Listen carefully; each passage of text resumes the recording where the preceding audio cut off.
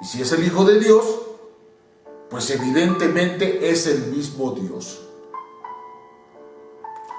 Y mandó parar el carro, o sea, paro todo lo que tengo que hacer, paro mis ideas, mis concepciones, mis falsas creencias, las paro, las freno completamente, y descendió juntamente con Felipe al agua.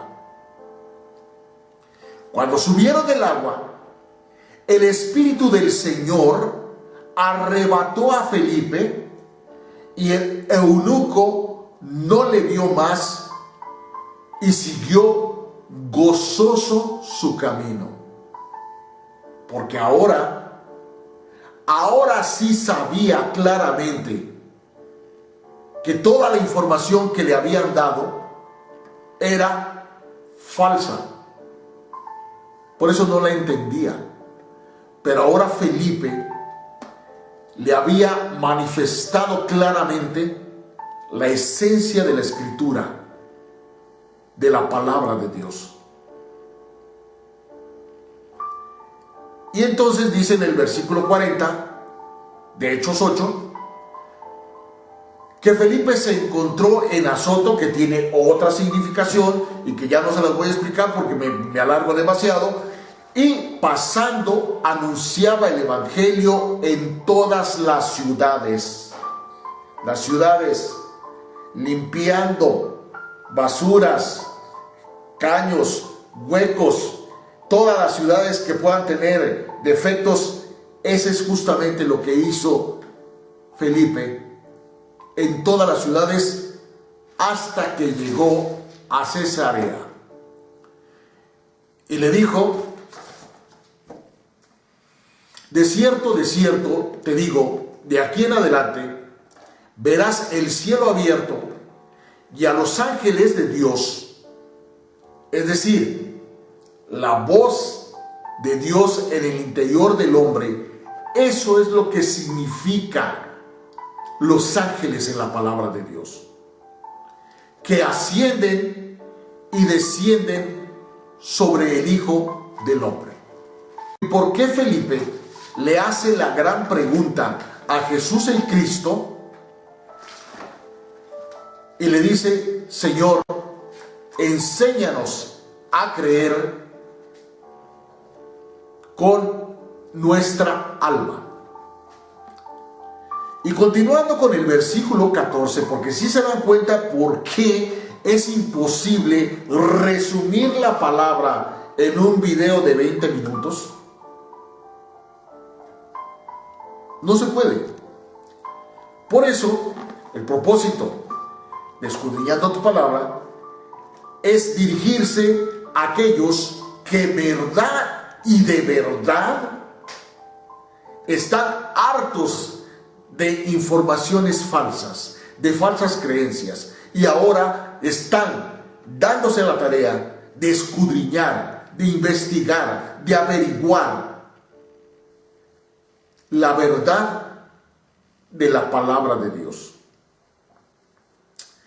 Y continuando con el versículo 12 del capítulo 14 de Juan, podemos darnos cuenta dónde viene la gran promesa de Jesús el Cristo.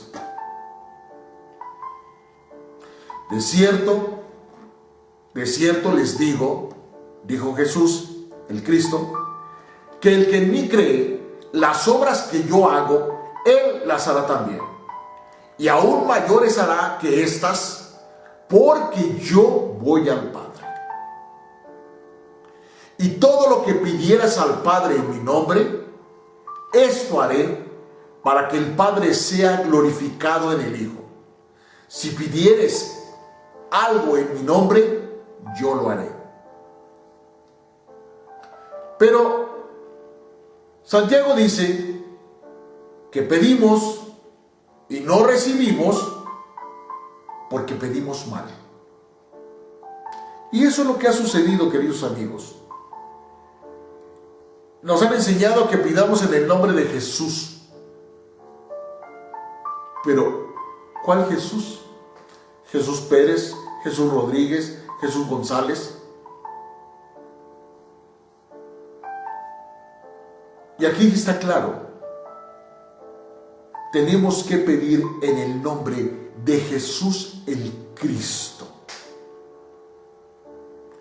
Y si analizamos la palabra de Dios, nos vamos a dar cuenta que la confesión de Pedro fue clara, absoluta y diáfana.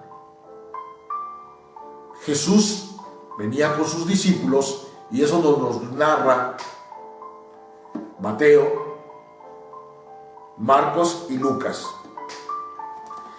Nos dicen claramente que Jesús les preguntó a sus discípulos: ¿quién dice la gente que yo soy? Y ellos dijeron: unos piensan que tú eres Elías, otros que eres el profeta, otros que eres Jeremías. Y así le dijeron lo que la gente creía de Jesús el Cristo. Pero Jesús fue claro y dijo: y ustedes, los que andan conmigo, los que son mis discípulos, los que he conformado como mis apóstoles, ¿qué dicen que yo soy? ¿Quién dicen que yo soy? Y Pedro le dijo: tú eres el Cristo, el Hijo del Dios Altísimo. Y Mateo, a diferencia de Marcos y de Lucas, nos dice que Jesús le dijo: bienaventurado eres Pedro, porque esto no te lo reveló carne ni sangre, sino mi Padre que está en los cielos. Y tú eres Pedro, y sobre esta piedra edificaré mi iglesia. Y esto es trascendental porque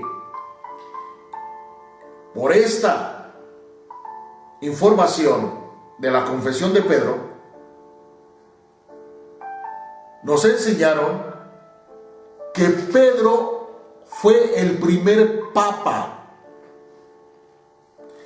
Cuando hay informaciones que dicen que Pedro nunca pudo ir a Roma, porque acordémonos que Pedro era pescador, no era el hombre pudiente y maravilloso que era el queridísimo Pablo. Y por eso Pablo, que se creía la última Coca-Cola del desierto, no veía con buenos ojos al pobretón de Pedro. Y por eso el libro de Hechos nos muestra los agarrones que tuvieron ellos. Esto nos da una base para decir que si en realidad Pedro hubiese sido el primer papa, pues Pablito se hubiera tenido que someter a Pedro. Pero la historia nos dice todo lo contrario. Entonces, ahí estamos viendo dónde nacen las falsas informaciones que desafortunadamente nosotros las convertimos en nuestras creencias. Y el hecho de convertir una información falsa a una creencia no la modifica en su esencia. Y por eso son falsas creencias las que hemos asimilado, las que hemos hecho nuestras y que las hemos creído y hasta nos hacemos matar por creencias que no podemos sustentar. Nos está diciendo Jesús el Cristo que todo lo que pidamos al Padre en su nombre, Él lo hará. Por eso tenemos que pedir en el nombre de Jesús el Cristo. Y si vemos que los demonios únicamente se sometían a Jesús el Cristo, el Hijo del Dios viviente, el Hijo del Altísimo. Por eso le decían: ¿qué tienes contra nosotros?